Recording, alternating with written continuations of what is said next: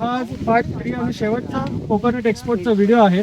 तर जसं की आपण मागे सगळं बघितलं की कोकोनट कसा डिअस केला जातो, कसा पाठवला जातो. डिअस केल्यावर आज मित्रांनो फायनल प्रोसेस तुम्ही बघू शकता तिथे की डिअस केलेला सगळा नारळ ठेवलेला आहे.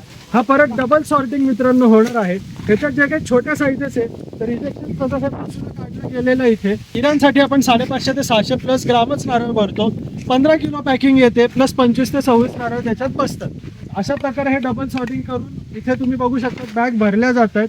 प्लस तुम्ही अवतीभवती तुम्ही मागे जर बघितलं तुमच्या तर आपण दाखवू की तुम्हाला मागे देखील बॅग भरलेल्या दिसतील, त्याच्या पुढे देखील बॅग भरलेल्या दिसतील. अशा प्रकारे हे मित्रांनो सॉर्टिंग करून बॅग भरल्या जातात. एका कंटेनरमध्ये 1900 बॅग भरल्या जातात. आणि जर तुम्ही एक अंदाजे बघितला आपण इथे एक बघू आता इथला आपले कर्मचारी बॅग ठेवेल लगभग 15 प्लस किलो वजन भरायला पाहिजे. बघा तुम्ही बघू शकता साधारण 15 200 15 300 वजन अप्रॉक्सिमेटली भरलं जातं. तर अशा प्रकारे हे सॉर्टिंग आपण स्ट्रिक्टली करून घेतो. क्वालिटीमध्ये मित्रांनो तुम्हाला काही कॉम्प्रोमाइज लागत नाही.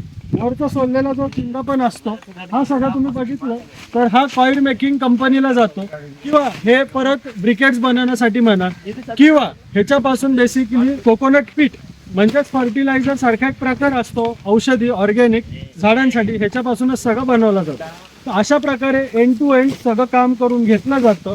तर असंच जर मित्रांनो तुम्हाला प्रॅक्टिकल जर काम करायचं आहे, जर स्वतःला तुम्हाला एक्सपोर्ट स्टार्ट किंवा इम्पोर्ट स्टार्ट करायचं आहे, हात धरून तुम्हाला सपोर्ट पाहिजे. आणि जसं मी मागे सांगितलं मित्रांनो खात्रीशीर तुमची जर काम करायची तयारी आहे तुम्ही खाली दिलेल्या नंबरवर संपर्क करा आणि आजच तुमच्या नवीन व्यवसायाची सुरुवात करा.